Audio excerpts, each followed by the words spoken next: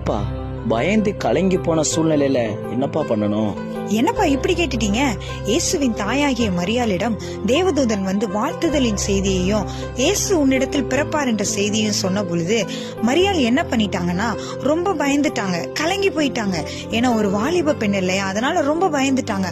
ஆனாலும் கடைசி அவங்க ஒரே ஒரு வார்த்தை சொல்றாங்க, இதோ நான் ஆண்டவருக்கு அடிமை, உங்களுடைய வார்த்தையின்படி எனக்கு ஆக கடவுது என்று சொல்லி தன்னுடைய வாழ்க்கையை தேவனிடத்தில் முழுவதுமாக ஒப்பு கொடுக்கறாங்க.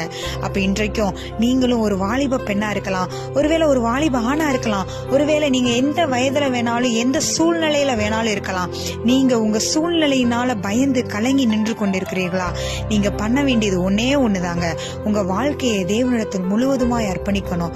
அப்படி அர்ப்பணிக்கும் போது அவர் நம்மை வழிநடத்தக்கூடிய நல்ல தகப்பனா இருக்கிறார். அன்றைக்கு மரியாளுக்கு கலங்கி போன சூழ்நிலையில வழி நடத்தினவர் இன்றைக்கும் நம்மை வழிநடத்த தேவன் வல்லமை உள்ளவராய் இருக்கிறார். வேற யார் கையிலையும் நம்ம வாழ்க்கையை கொடுத்தோன்னு வைங்க, நம்முடைய அழகான வாழ்க்கைய அலங்கோலமாக்கிடுவாங்க. ஆனா அந்த வாழ்க்கையை தேவன் கையில் முழுமையாக கொடுக்கும் போது தேவன் அதை அழகாக்கிடுவார். ஆமென்.